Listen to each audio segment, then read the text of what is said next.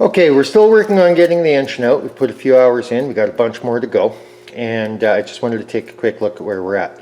Now on the top here, we still have to do some disconnecting. We got to get the clutch disconnected and a bunch of the wiring and stuff. But the big thing today is to finish getting the underside done. Now, this engine's held in place by a mount right in here and another one down in here off the transmission, as well as the support from the lower cross member. And what I want to do today is get the exhaust out of the way, get everything out of the way underneath, and then come back up to the top before pulling those two mounts. Okay, it's a couple hours later. Where are we at? We have everything unattached up top, the wiring harness pulled back, absolutely everything out of the way, pulled the radiator out of the way, made sure everything's detached. We've undone the back mount from the bottom.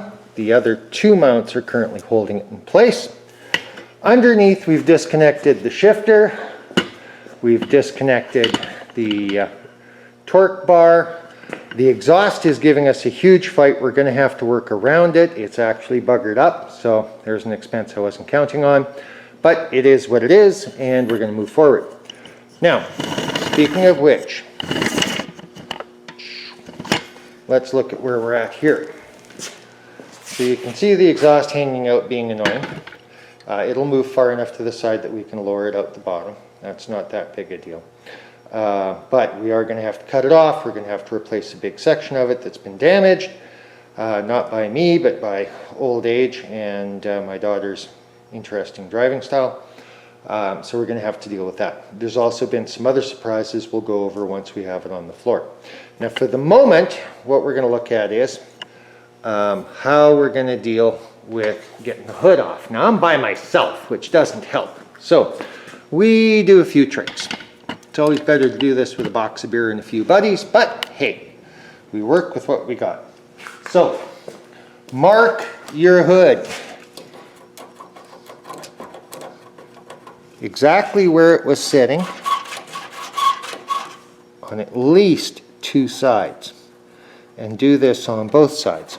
That way when you go back to put it together, you're not squirming around, jerking around, trying to get the adjustment correct. This way, once it's in place and the lines are lined up, you're ready to rock and roll, which is a good thing. So that's what a couple hours work looks like. We got about 4 hours in right now. We got lots more to go. And I'm going to pop the hood off and take a short break, get some food, regain my energy, and we'll be back with real builds. Okay, we are pretty much all set to drop the engine out the bottom now. You can see how everything's hooked up. Okay, look at how the chain is hooked up. Now, we don't like to always admit it, but when we're doing this stuff, there's a certain amount of hazard involved. Remember when I was putting the jack stands in, I wanted them specifically on the lower control arm mounting brackets. Everything you do, especially when you're like me and working by yourself, you got to think through multiple times, okay? Chaining up that engine, if you look close, you'll see I've got, everything's oversized. Come on, this Geo Metro engine by itself ready to run is only 136 pounds. Another 60 pounds for the tranny, maybe. It's 200 pounds. Look at the size of the chain I'm using. Look at the bolt that I'm using on it. Okay, look at all the pieces that keep me from getting hurt, right? Size of the hooks, the way they're hooked. This is all stuff you got to think of before you start putting yourself at risk. And you are. I love working on cars. I always have. But you need to recognize that, especially when you're working by yourself, there's a level of risk you're dealing with. And you take every precaution to eliminate that risk. It's real simple. You know, just the way it is. So always, guys, think first, be careful, and we're going to move ahead here in a sec and drop the engine out. Okay, she's out. Now, not a lot there, is there? I'll bet you there isn't, for sure there's not 200 pounds there. But the important part is it's out. And the other thing I want to get across is all done, didn't take long, cleaned up as I went. Everything is neat and orderly. My tools are laid out so I can get straight back at it. The engine bay is now hollowed out. And of course we find a few more things that we're going to have to deal with. One of them is right on the bottom of the rad support, way under here, we've discovered some rust. And again, it's structural, so we got to fix it, which is a pain. The exhaust has given us some grief. It's seized up pretty bad and it's bent in one place, which has got everything cocked up. So now we got to deal with that. Plus the filth. So our steps as we go, this will come apart this afternoon. Again, keeping everything neat and clean and orderly. We're going to get it all separated. I don't know how many of those accessories I'm going to use. I have others on the shelf that I had as spares that I'll probably go with because I know they're good and they don't cost me anything, and I can fix these ones later. We have a mountain of work cleaning up in here. And again, if you're doing a job, do it right. Make it clean. Make it yourself look good. You know, maybe I'm a little old school because of my age, but I'm all about craftsmanship. And even if nobody sees it except me, it makes me feel good. And if you're younger and you like showing off, well, if your paint job looks good and everything under the hood and in the suspension looks like crap, everybody's going to think you're a joker. So all of this stuff has to be cleaned up before we start reassembly. So for now, I'm going to take another break. We've got about 3 hours in today and more to do. Take care. Okay, now we got it out and on the ground. You notice everything is cleaned up in the background. See how I keep everything as neat and clean as I can so that I can find everything and I'm not working in squalor, because it's much more rewarding to be able to do this without coming out absolutely filthy. So the next step is knocking all of the accessories off. We're not going to go after the short block right now, but all the other bits have to come off. Starter, alternator, cooling tubes, transmission, and then it's all got to be cleaned. And that's the other big part of this. I'm not going to bother showing you doing video on cleaning, but all of this has got to be cleaned up. The axles, the bits, the pieces, and everything else. It simply has to be cleaned in order to be useful going forward. And we're going to be painting everything up. I've got the paint on the shelf. So far we've only spent, let's see, including the engine, about $45.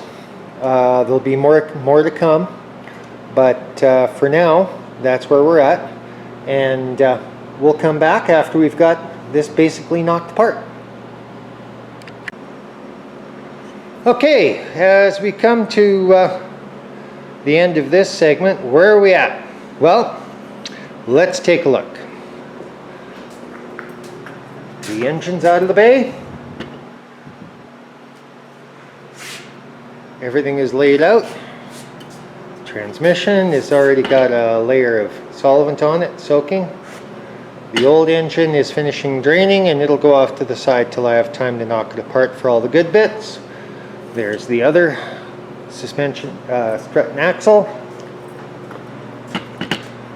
Our suspensions are disassembled, and we have a whole battery of parts that have to go back on to the replacement engine. So everything you see there, struts, axles, all the front suspension components,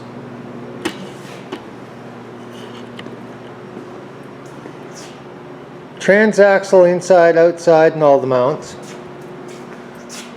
as well as this strut and axle,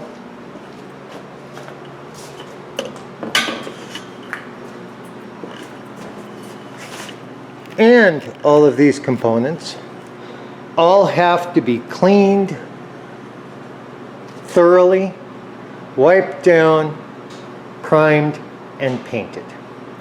Same with the engine bay. Everything in here has already received a quick squirt of solvent to start the process. Every single part on here has to be cleaned and prepped and ready for paint. While we're in here, we have the repair to do in the rad support down here. I want to paint the back of the rad support black to make it look a little more aggressive. Everything has got to be cleaned and painted. So rather than drive everybody crazy with random pictures of me with a solvent brush, we'll be taking a day or so to start the process of getting everything cleaned and painted. And making it all work. And again, so far we haven't spent hardly any dollars. You know, like I said, 40-50 bucks at this point, just for the gaskets and stuff for the used engine that we tore all the way down and put back together to make sure it was good. And we're well into getting this one done. Again, this has got to be a quick project because I need something to drive before the snow hits, and that isn't far away up here north. And I should have just about all the parts on hand. Problem areas we've encountered, well, there's that little bit of rust in the rad support we just talked about. There's some pre-existing damage on the exhaust that I didn't see that I've got to deal with, so there's an exhaust mess. Beyond that, engine side, engine transmission driveline side, it's looking pretty standard. It's just, you know, we'll see how those rotors turn out in the evaporust. But we still have the body to do to make structurally sound. So we don't have much time, so we'll be pushing hard on this one, and we'll be talking to you real soon.